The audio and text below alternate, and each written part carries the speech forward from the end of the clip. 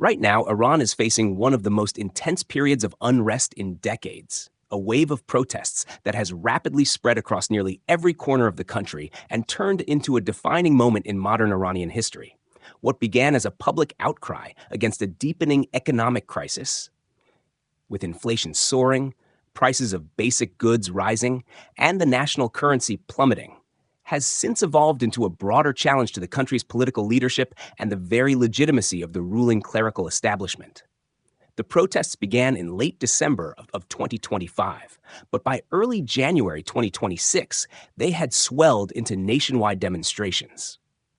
People from different walks of life, shopkeepers, students, workers, and ordinary citizens, took to the streets in dozens of cities and provinces.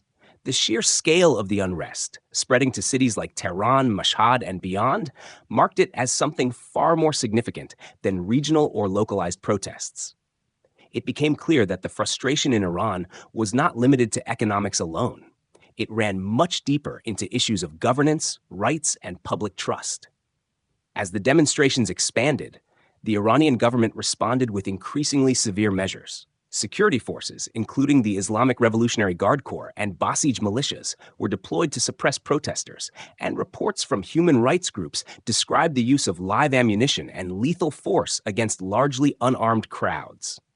Thousands have been arrested, and death toll estimates vary widely.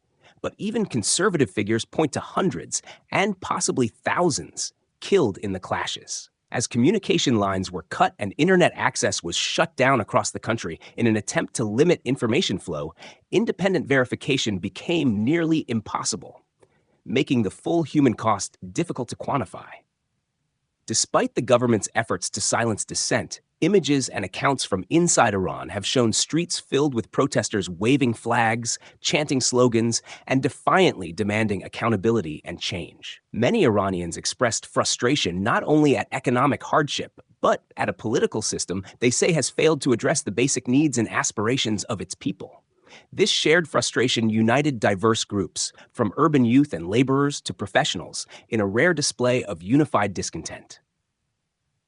At the same time, the leadership in Tehran has tried to portray these protests not as genuine expressions of public will, but as chaotic violence fueled by foreign interference and sabotage.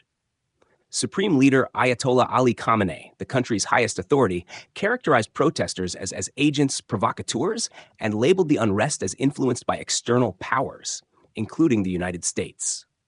Officials have insisted that national sovereignty must be defended at all costs, and they have framed the movement as a destabilizing threat rather than a legitimate movement for reform. While the government has cracked down, there have also been moments where citizens supportive of the regime have taken to the streets to counter the protesters, echoing official narratives about foreign meddling and expressing loyalty to the Islamic Republic.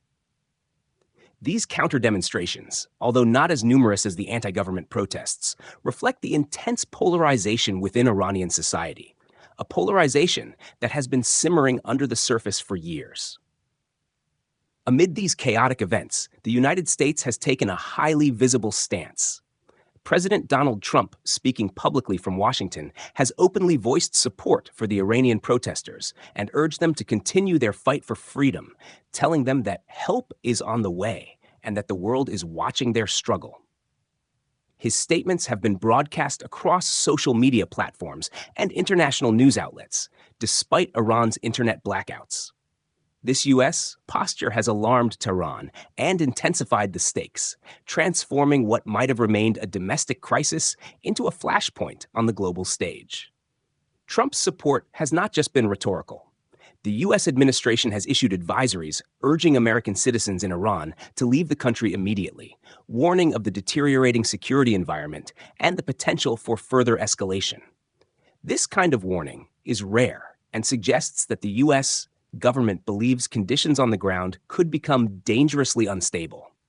At the same time, Trump and his advisors have hinted that if the Iranian government continues to use violent repression against protesters, the United States could consider stronger actions in response, ranging from increased sanctions to strategic military options. Trump himself has implied that the U.S. would not remain passive if large-scale killings of civilians continue, though he has stressed that this does not necessarily mean deploying ground troops. Regardless, the very suggestion of possible American intervention heightens regional tensions and contributes to Iran's anxiety about its security and sovereignty. Iranian leaders have made clear that they view any threat of foreign intervention as a violation of their national sovereignty and have retaliated rhetorically, warning that Iranian forces would strike back if attacked. These exchanges of warnings between Washington and Tehran have added another layer of complexity to the unrest.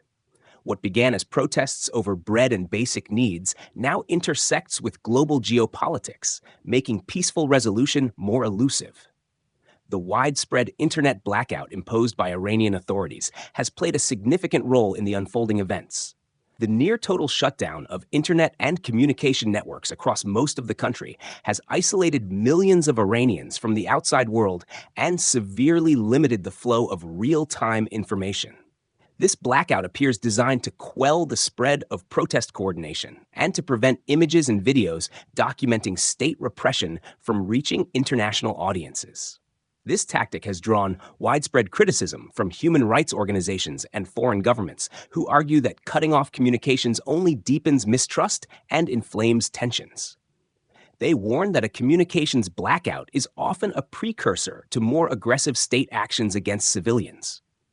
A claim that appears to be unfolding as reports of mass killings and detentions continue to emerge. International human rights groups and the United Nations have sounded alarms about the scale of the crackdown and the potential for a humanitarian disaster. The United Nations Human Rights Office has expressed horror at reports of thousands of deaths and called for restraint and respect for peaceful protest. These international voices call for accountability and urge all parties to seek dialogue and avoid actions that could further widen the divide. On the streets of Tehran and other Iranian cities, the atmosphere remains tense and unpredictable.